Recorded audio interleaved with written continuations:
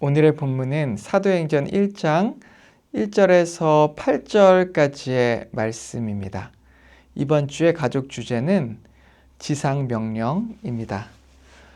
여러분, 예수님께서 부활하신 이후에 제자들과 40일 동안 함께 계신 것을 아십니까? 그 40일간 저는 한번 상상을 해봤습니다. 제자들에게는 얼마나 기쁜 순간이었을까요? 예수님과, 사랑하는 예수님과 함께하는, 그것도 부활하신 예수님, 능력의 주님과 함께하는 그 40일이 꿈과 같은 시간이었을 것입니다.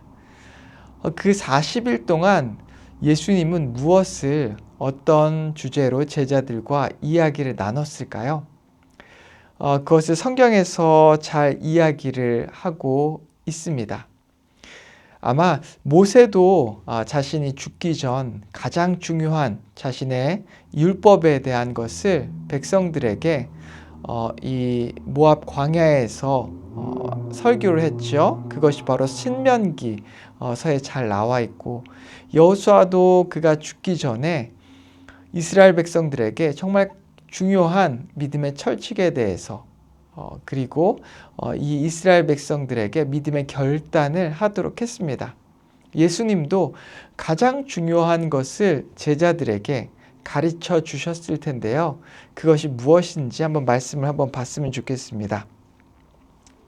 사도행전 1장 3절 말씀인데요. 제가 읽겠습니다. 그가 고난 받으신 후에 또한 그들에게 확실한 많은 증거로 친히 살아계심을 나타내서 40일 동안 그들에게 보이시며 하나님 나라의 일을 말씀하시니라. 주님은 제자들에게 하나님 나라에 대해서, 그리고 하나님 나라의 일에 대해서 말씀하셨습니다. 이 땅에서 세상의 가치관을 가지고, 그리고 세상의 방법대로 살아가고 있던 제자들에게, 그래도 하나님 나라에 대해서 예수님께서 공생의 3년 동안 제자들에게 많이 가르쳐 주셨지만 여전히 한계가 있었을 거 아닙니까? 예수님께서는 이 40일의 기간 동안 제자들에게 이 하늘 나라에 대해서, 하나님 나라에 대해서, 그 가치에 대해서 분명하게 제자들에게 가르쳐 준 것입니다. 사도행전 1장 6절의 말씀을 보면 이 제자들이 예수님께 이 40일 동안이나 계속해서 하나님 나라의 법칙, 하나님 나라에 대해서, 하나님 나라의 일에 대해서 들었음에도 불구하고 그들은 이 땅에 속해 있는 사람들이었기 때문에 여전히 그들의 관심은 이 땅에 있었습니다. 그래서 예수님은 계속해서 하늘나라에 대해서 말씀하시는데 이들은 그들이 가지고 있던 이 땅에 어떻게 보면 가지고 있던 이 소망, 그것을 내려놓지 못하고 있었죠. 6절 말씀을 보면 그들이 모였을 때 예수께 여쭈어 이르되 주께서 이스라엘 나라를 회복하심이 이때니까 하니, 여전히 이스라엘의 회복에 대해서 큰 관심을 가지고 있는 제자들의 모습을 우리는 찾아볼 수 있습니다. 우리도 마찬가지죠. 주일에 이렇게 하나님의 말씀에 대해서 목사님의 설교를 통해서 말씀을 들을 때 참 그것이 너무나 귀한 하늘나라의 법칙에 대해서 우리가 듣지 않습니까? 그런데 많은 성도들, 저를 포함해서 많은 성도들이 여전히 우리의 마음에 하늘나라보다 이 땅의 축복에 대해서 더 관심이 있고요. 그리고 이 설교에 재미있는 예화 같은 것만 더 기억에 남는 일들이 많이 있습니다. 분명 이 하늘나라에 대해서 주님께서는 강조하시는데 제자들의 마음은 여전히 이 땅에 있었다는 것이죠. 우리는 하늘나라에 대해서 말씀을 통해서 말씀을 공부하고 또한 설교를 들음으로 공부하고 또 이 하늘나라를 품어야 합니다. 그런데 지식만으로는 우리가 하늘나라에 대해서 깨닫는 것에 한계가 분명히 있는 것이죠. 그래서 예수님께서도 제자들에게 40일 동안 하늘나라에 대해서 가르치셨지만 결국 그들에게 한 가지를 말씀하십니다. 그것을 기다리라고 말씀하시는데요. 이 사도행전 1장 4절을 제가 읽겠습니다. 사도와 함께 모이사 그들에게 분부하여 이르시되 예루살렘을 떠나지 말고 내게서 들은 바 아버지께서 약속하신 것을 기다리라. 주님께서 무엇을 기다리라고 하는 것은 우리가 너무나 잘 알고 있습니다. 그것이 무엇이죠? 바로 성령입니다. 우리 8절 말씀 보면 오직 성령이 너희에게 임하시면 너희가 권능을 받고 예루살렘과 온 유대와 사마리아와 땅끝까지 이르러 내 증인이 되리라 하시니라. 예수님께서 공생의 3년 반 동안 제자들에게 계속해서 하나님 나라에 대해서 증거했고요.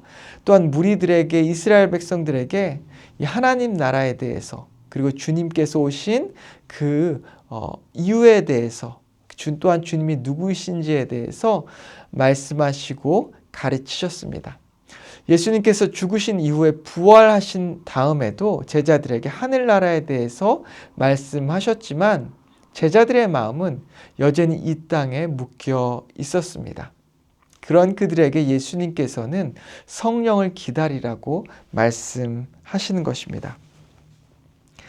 성령을 통해 우리가 성령을 받을 때에 놀라운 일이 일어나기 때문입니다. 우리의 지각이 변하게 되고요. 이 땅에만 우리가 시선이 고정되어 있었다면 성령이 우리 안에 내주하실 때 우리는 비로소 하늘나라를 이해하게 되고 바라볼 수 있게 되고, 그리고 성령을 따라 그 하나님의 나라를 향해 또한 성령의 이끄심을 따라 한 걸음씩 한 걸음씩 나아가는 일이 일어나게 되는 것입니다. 성령을 우리가 생각할 때 능력이나 권능 정도로 생각할 때가 많이 있습니다. 그래서 우리가 권능을 받고 아니면 힘을 받기 위해서 성령을 받을 필요가 있다라고 생각할 때가 있는 것이죠. 그런데 중요한 것이 있습니다.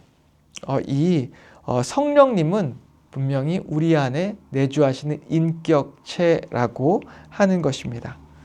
그분은 우리를 이끄시고 또한 우리와 대화하시고 그리고 우리를 보호하시고 또 우리에게 가르쳐 주시고 말씀하시고 우리를 만지시는 그런 역할을 하시는 분이고, 이 성령님께서 인격체이시기 때문에 우리는 성령님과의 끝없는 교제를 통해서 하나님의 나라에 대해서 알고 보고 듣고 배워 갈 수 있는 것이죠.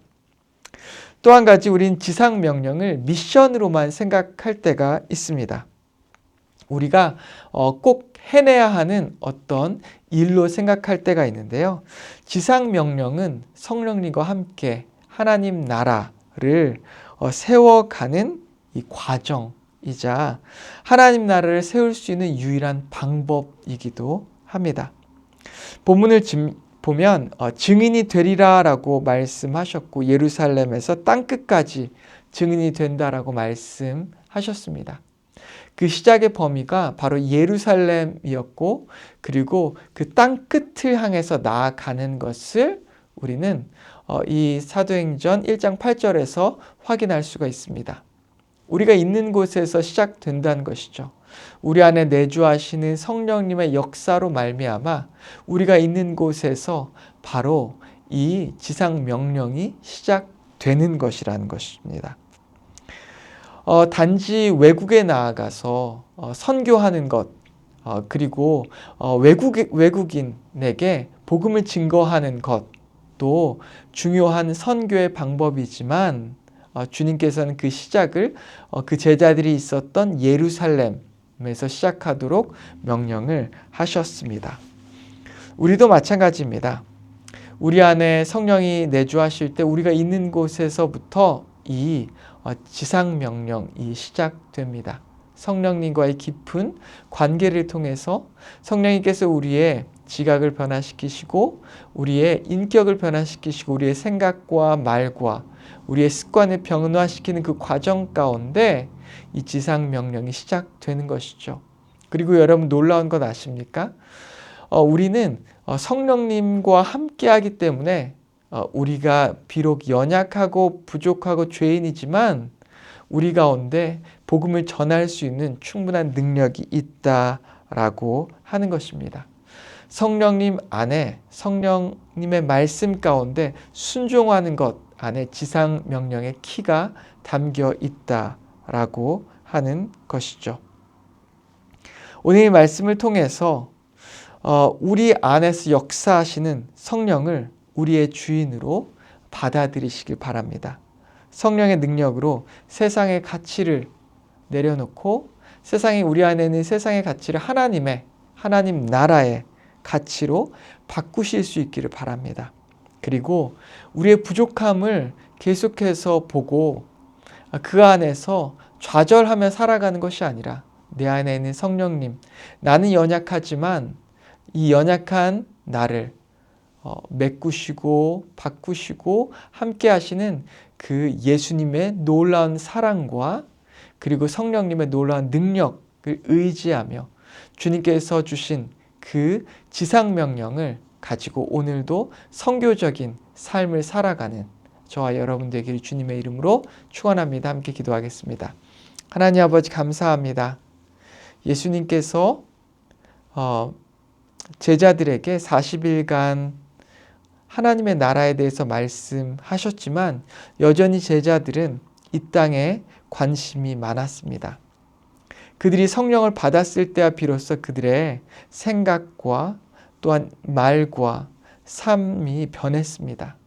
하나님 아버지 우리에게 성령이 있음을 알게 하시고 성령이 임하셨음을 알게 하시고 성령님과의 깊은 관계와 교제를 통해 제자들이 했던 대로 우리도 동일하게 지상 명령을 우리가 있는 곳에서부터 실행해 나갈 수 있도록 주여 인도하여 주시옵소서. 예수님의 이름으로 기도했습니다. 아멘.